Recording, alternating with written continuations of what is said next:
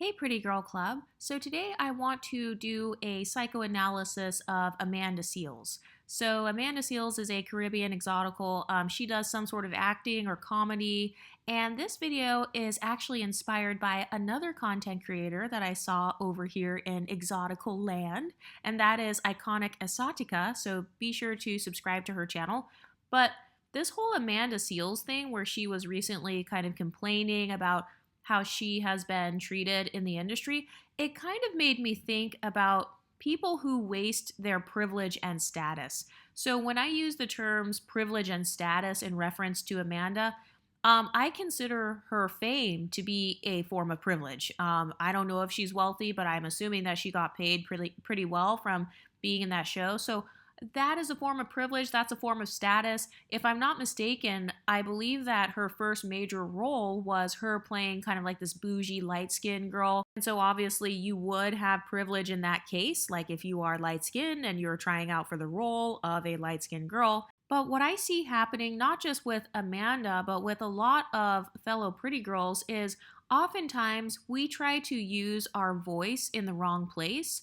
And so with Amanda Seales in particular, I know that she's very pro-black, like so pro-black to the point where I actually did not include her images on my channel because I came across an Instagram clip of her a while back where she was literally defending cheating black men and kind of speaking against interracial dating. So she was literally promoting staying with a cheater versus just dating a white guy. You guys know this is more of a decentering men channel, but I would never tell people to like stay with a guy who is disrespecting her. So for that reason, I had stopped kind of even looking at her on my timeline. So I don't really know what's been going on with her over the past couple of years. But I have seen her complaining about multiple people not liking her. One of the mistakes that a lot of girls make is they beg others to be their representation. So in the case of Amanda Seales, she is not the boss.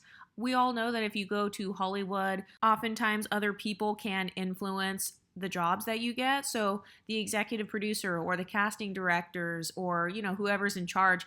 And the difference between Amanda Seales versus other people in kind of like this black Hollywood sector is that the people who are the most successful, they tend to be those who work for themselves, the people who sign their own checks, the people who start their own production companies. That is one of the ways that many women end up wasting their privilege. And I think that unfortunately, because Amanda Seales has been around the black community a lot, she has taken on a lot of the flaws that come from the black community. By the way, every community has flaws. The black community is not above critique in this area.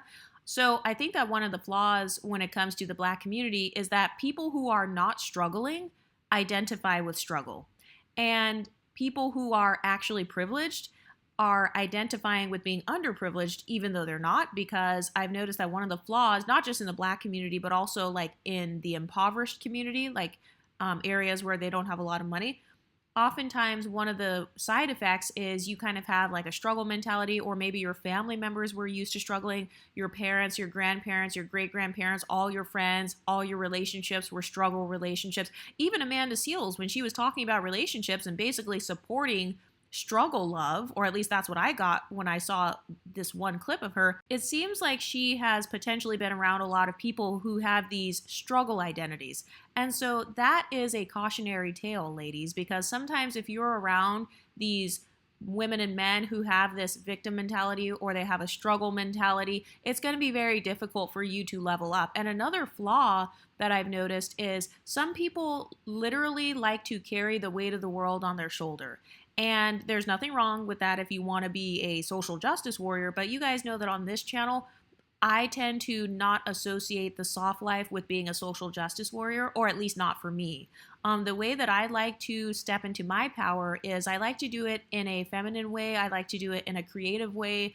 The way that I try to gain social power is not usually through having all of these political debates or getting online and like kind of telling these 2-hour long stories about how people didn't let me in the party and that was wrong. The thing that I've noticed about a lot of social justice warriors is all they want is really to be heard and validated. I've noticed that one of the flaws with the social justice warrior mindset is they'll go out and protest, they'll go out and hold up signs, and then they just go home afterwards. And so sometimes when it comes to these women who waste their privilege or they waste their social status, they complain and then they just go home. They don't actually do anything to empower themselves or like level up. And so I think that when it came to Amanda telling her story of not getting let into the party, the question I was asking in my mind was, okay, well, what's the solution? Like, okay, you didn't get into the party and now you're telling everybody. So like, why are you telling us this? What would have been a good solution? Would the solution have been for you to get into the party? Like, what's the point of telling us this? And I think that's the issue with that social justice mindset. It's like, you're literally just talking about all of these quote unquote struggles, which is really not a struggle to not get into an elite Hollywood party. That's actually a very privileged position that she's in. And if you're around a lot of people who don't know how to give up the struggle, oftentimes, no matter how high they go, they will still carry that chip on their shoulder. And they will still carry almost like this negative mindset or negative energy. And by the way, I'm not saying that like these people weren't mean, because I mean, I'm sure there are some a-holes in Hollywood who are like rude to people and, you know, they try to leave people out. But here's what I would have done. Let's say I'm not invited to a party. Okay, I can throw my own party. Let's say I don't get the acting role that I want, or I don't have the connections that I want. I can go out and make my own connections, because that way I'm not wasting my social power. I'm not wasting my privileges. I'm not wasting all of my wealth and all of my time. Like going on all these interviews like Club Shay Shay and all that. Honestly, this kind of reminds me of how Kelly Rowland went on like Charlemagne the God and all these interviews, and she was randomly talking about how Beyonce was more privileged and how she wished she was Mariah Carey's skin tone. So when people like this, when they go to interviews and then they say, I didn't get into the party, I didn't get into the club, or I didn't get the lifestyle that I want, that is a waste of privilege. That's a waste of status, because not only are you kind of down talking yourself by almost wearing your struggle on your sleeve, but you're also not helping the people who are listening to you. You're not putting yourself on a pedestal enough. So I actually think that she would have been better off putting herself on the pedestal and saying, you know what, these people didn't let me into my party, but I learned XYZ. Like it taught me this lesson about Hollywood, and now I'm navigating this way. You know, like there was nothing kind of uplifting about it. And I've noticed that people who don't ever have anything uplifting to say, the reason they don't have anything uplifting to say is because they don't uplift themselves. They don't put themselves on a pedestal. Instead, they kind of feel like everybody else is in control, which in Hollywood, I mean, to be fair, those people were her bosses. I think that like, I think it was Issa Rae or some other producers, they technically are the boss. And this is why I tell you guys to start your own YouTube channels, start your own businesses, start your own Etsy shop, your own fashion line, your own jewelry lines, because otherwise you'll always be in the beggar's position. I know that other people like to assume like, oh, you must be more privileged because you're pretty or because you're tall, because you're athletic. But it's not always the case if you are not taking initiative and trying to build that pedestal for yourself. Because the thing about pedestals is, yes, sometimes people will give you a pedestal, but sometimes people won't. And so that's why I try to always have my pedestal built for myself, so that just in case somebody else doesn't want to give me a pedestal, I still have the pedestal that I built for myself. If I would have been trying to get into a party and I got kicked out, I would have found a way to make money off of it, which I'm assuming that Amanda Seales got paid. Maybe she got paid for talking about it. I'm not sure. But I would have found a way to make money off of it, or maybe thrown my own party, like with my friends, if it's that important to me to like go to a party or something. And that's another thing. I'm not going to sit around and wait for others to make my life better. I'm not going to sit around and wait for other people to make my life more fun or to make my life easier. If anything, I would just hang out with my smaller circle. Like she said, she got kicked out of the party, or she went with like Jill Scott or some other people, and then I guess she didn't get in. But it's like, if those people were really my friends, me and the people I came with could have just gone and hung out by ourselves. Or if those people kind of ditched her so that they can get into the party, well, then that tells you something else. Like, is this really the type of environment that I want to be in? So out of curiosity, I looked up Amanda Seales' personality type, for those of you who are into the MBTI, and it says that she's an ENTJ, which is what I suspected, but I don't know. I'm not sure. But that's actually my personality type as well.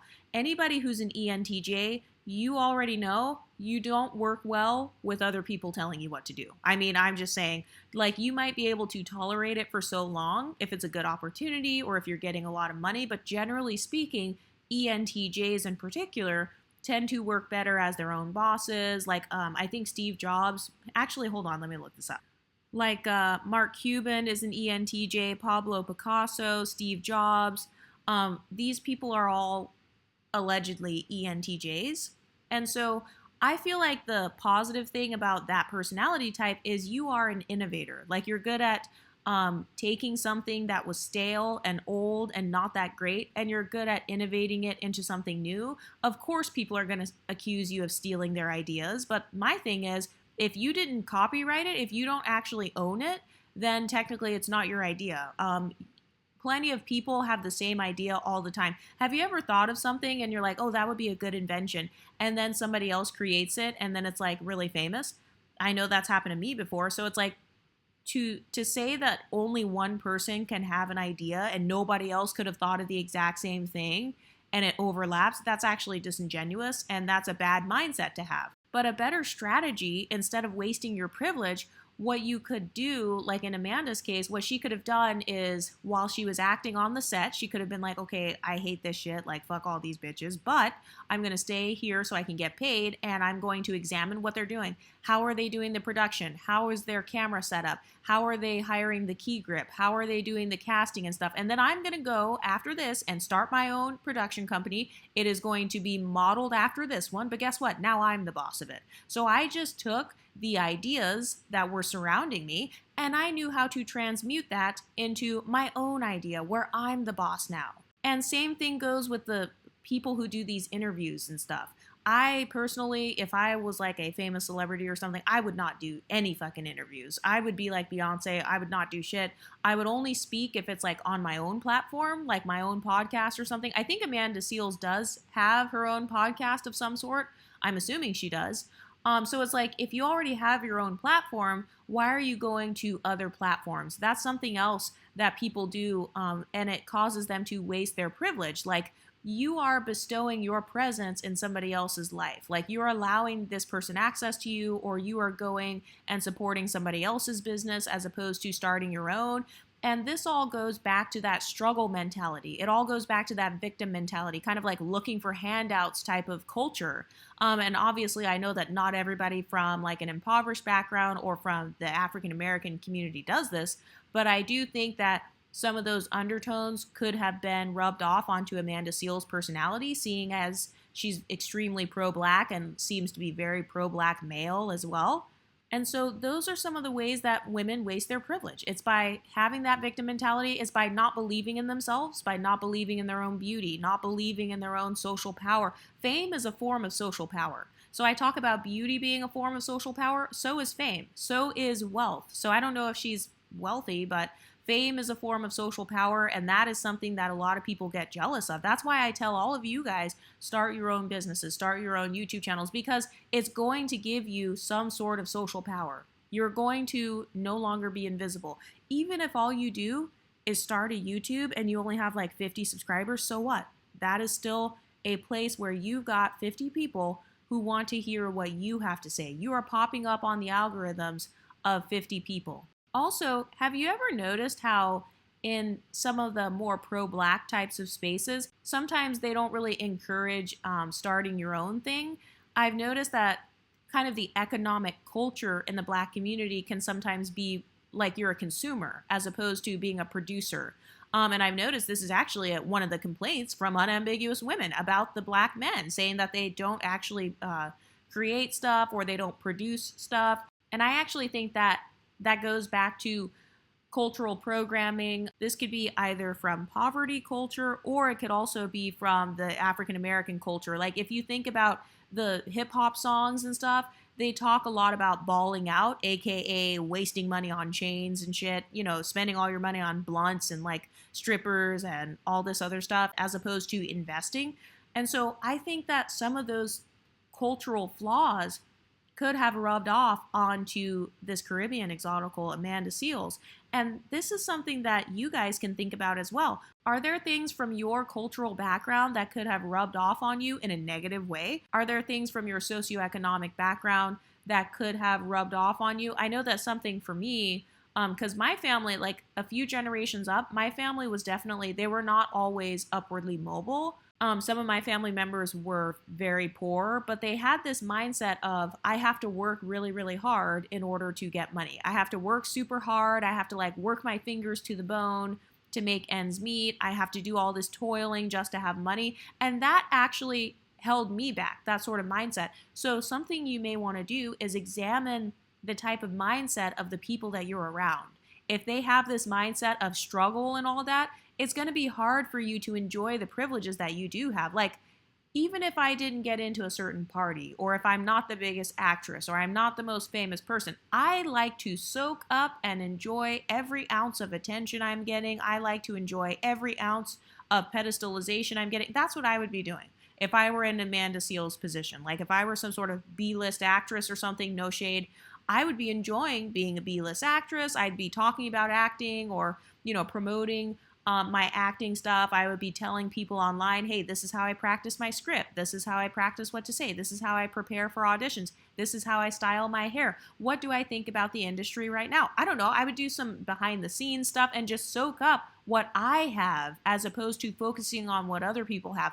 Oh, they had this party without me. Oh, they did this movie without me. Oh, they have all this stuff going for them and I don't. She didn't come defend me. My friend, she didn't come and defend me against this other girl. No, stop begging others to be your representation. Stop begging others to be your defense. Stop begging others to be your protectors. One thing that I've had to learn is how to be independent. And I've noticed that it's so hilarious because in the Black community, they're actually going against this because they think, well, I guess they've had issues with like being called mammies or like kind of building up the men, which is, I understand that. I don't agree with that either. Never build up a man because oftentimes you do end up getting screwed over. But I do like to have a sense of independence. Financial independence is one of them. So I'm not begging for a job. I'm not begging and scraping for acting roles, just hoping that I can get cast in this next movie, hoping I can get the next brand deal. No, I try to be financially independent. And I also try to be emotionally independent because financial independence and emotional independence are going to enhance whatever status you have, whatever privileges you have. Because if I'm not confident and if I don't believe that I'm privileged, if I still believe I'm at the bottom, no matter how high I get, I'm still going to think that I'm at the bottom. So when Amanda Seales was kind of talking about not getting into a particular party, it kind of reminded me of the people that feel like they're at the bottom when it's like, no, you're still famous, you're still rich, you're still, well, I don't know if they're rich, but it's like you're still famous at least, and you have that social power. You have the social power of beauty. You also have the social power of being articulate. I do think that because of her desire to speak out and to talk about stuff that she cares about, her views are very polarizing. So she needs to have her own business and like just work based on that and keep on building herself up. One of the things that I've learned is I'm not going to waste my life being in the presence of those who don't respect me. I'm not going to waste my life being around people who don't give a fuck about me, being around people who view me as replaceable. And I'm definitely not going to cape for people who wouldn't cape for me. I'm going to cape for myself or like put myself first. And one of the things that can also help you when it comes to utilizing your privilege as opposed to wasting your privileges is to always be self-preserving. So to practice self-preservation. I don't know if going on these interviews hinders people from getting jobs in the acting world. I think it probably does. And so if it does, that means that if you wanted to go to Hollywood or do some sort of production company or something, you would have to do it independently. So I know that for me, if I ever get super rich off of this channel, I am absolutely going to start my own production company. We're going to have these low budget movies with all exoticals in them. It's going to start off as the level of like Tubi, but then I can build it up over time. That's if I get rich off of this. But those are some of the ways that you can like not waste your privilege. And so you may want to start assessing, like for the people listening to this and watching this, you may want to start thinking in your own life, what privileges do I have? Am I like really healthy and able bodied? Because that's definitely a privilege. I have energy. I have the energy to move to whatever city I want. I have the energy to get a second job so I can have some more money, so I can start my Etsy shop, so I can do my hair care line, so I can do my YouTube channel. Also, side note, have you ever noticed that for the people who don't want you to be successful, they never encourage you to like do stuff on your own? Has anyone noticed that? So I don't know if that's something that Amanda Seales could have experienced in Hollywood, but it's like if I'm hanging out with producers, first of all, anybody who is into videos and, creating films and movies or journalism or whatever, you know that the producer is really the one with the power. So it's like if I was friends with a producer, I would want to learn everything that I possibly could so that I could then take that knowledge to serve myself, as opposed to me serving the boss or serving the producer. That's one of the ways that I would kind of privilege stack. I would try to gain knowledge because education is a privilege. So I would try to gain the knowledge on how to produce. I would be taking notes or whatever and kind of like keeping everything in my own secret notebook or my own secret document. I've done this at jobs before. I'll take notes at like my accounting jobs, like, okay, this is how they do this is how they do their journals, this is how they store their information, and I will take notes from one job to another job. That's called building a skill set. So I will learn different skills. Like at some jobs I've learned about like Trello boards or how to manage calendars, organizational skills, and then I take those skills to the next job. And then at some point you have so many skills to the point where people can't actually stop you anymore because they can't even measure up to the types of skills that you have. So I think that in her case, maybe she doesn't have all of the skills that her counterparts have. Maybe she doesn't have the same level of social skills as the woman who did the party, or maybe she doesn't have the same level of networking skills. Maybe she doesn't know how to make friends with the right people, because all of those things are actually privileges. That's a form of social power, being friends with rich people and powerful people, or the quote unquote gatekeepers. What I would do though is I would actually try to become a gatekeeper as opposed to trying to suck up to the gatekeeper or be friends with the gatekeeper. This is a part of why I personally don't really like Hollywood. I'm not really interested in it because I just feel like if you piss people off or if you talk shit, then you can get like blackballed and all that. I think that a lot of people, they try to make everything about race and skin tone. I actually don't believe that everything in Hollywood is about race and skin tone. I don't believe that people's races or skin tone completely disqualifies them or holds them back. If anything, it's going to hold you back from being promoted by racists. And it's like, well, yeah, why would you want to be promoted by racist people anyway? Or colorist people anyway. But in Amanda Seales' case, she seems to have multiple privileges, but maybe it's not enough for her. This is why I promote privilege stacking. I want to have the privilege of having a good personality. That's a huge privilege. If you have a good, likable personality, or you're really sweet, or you're easygoing, like you're good at making friends and stuff, that's one of the things that I like to do all the time. I like to make friends with people and, genuinely talk to people and stuff, because number one, you never know, that person could end up being a really good friend and that could be very supportive for you. And also, sometimes if you have a lot of people who support you, if somebody comes against you, then you'll have these people surrounding you who really care about you and have your best interest at heart. So having personality privilege or the privilege of good social skills, like knowing how to hang out with the right people and get into all these different rooms and stuff, that's actually a huge privilege. It reminds me of, so you know how the one girl, she got mad at Ice Spice? Remember Ice Spice's best friend who doxed her text messages, and then she said Ice Spice stole her friends and then she became famous? First of all, if Ice Spice had the ability to steal all of your producer friends and then they created an entire album for Ice Spice to the point where she became famous, that's actually incredible. That means that Ice Spice has incredible social skills and networking skills if she truly did just take your whole friend group and they just literally ditched you in favor of her career. And I don't really think that's actually what happened. I think that girl was just trying to make an excuse because her music wasn't as good as Ice Spice's.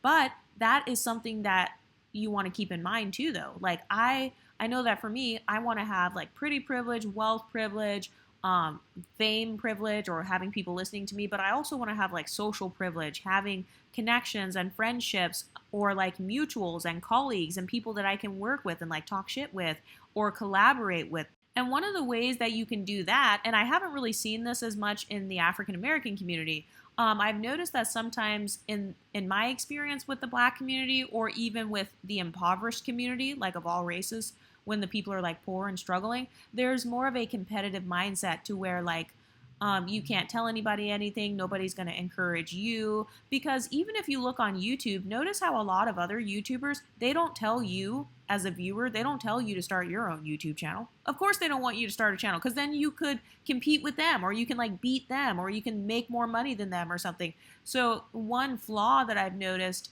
when you're hanging out with people who have kind of this victim or struggle mentality, or they have this struggle culture, it's you're not going to be surrounded by creative people who have all these ideas, and it's going to be probably more difficult for you to do all these collaborations and stuff, because I would imagine, I know that in Hollywood a lot of people work based on collaborations, but I do think also you kind of have to be rich too if you want to be able to produce your movies and stuff, because movies cost money to make. But that's another social climbing tip though. It is networking. It's like making friends, genuine friends. I'm not really talking about being fake or like making fake friends, unless you feel like you're in the workplace or something, or I don't know, I guess if money is on the line.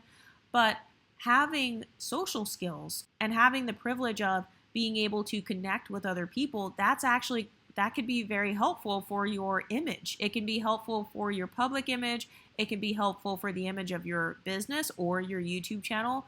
This is also a part of why I like to tell everybody on here to start YouTube channels, because first of all, if I'm going to be on YouTube, I would rather have friends on YouTube versus I'm just on my own and like I don't have any content to watch and I'm just making the videos and then just going to sleep at night. No, I think it's more fun actually if I have content to watch as well, or if I can comment and it's like I kind of know this person and they kind of know me, well, on the internet, and you're kind of like my electronic friend and we're like the pretty girl club. So that's also a huge skill. It's community building. This is something that unfortunately in the Black spaces, unfortunately, community building has not been a huge priority. And community building is something that happens on a large scale, but it also happens on a small scale. So if Amanda has been heavily influenced by the pro-Black community and they're not very good at community building, she may not even know how to build a community on a small scale, meaning you build a community of coworkers in the industry. You build a community of colleagues, meaning you're the one that can throw the party. Because think about it, if you're going to throw a party, that means you know 50 people, you know 100 people. So that means that that PR agent or whoever that woman was who threw the party, she was actually better at building a community versus Amanda, because that girl, she works in that field. You know, she's got the knowledge. She's got the advantage and the privilege of having knowledge on community building by working in public relations. Anyway, what do you ladies think? Have you ever wasted your privilege? Have you ever not recognized the privileges you had? Or have you expected your few privileges to carry you in a certain area and then you realize, oh shit, I don't have these other privileges that I need in order to succeed in this area? What do you ladies think? Let me know in the comment section and I'll talk to you next time. Stay pretty, ladies.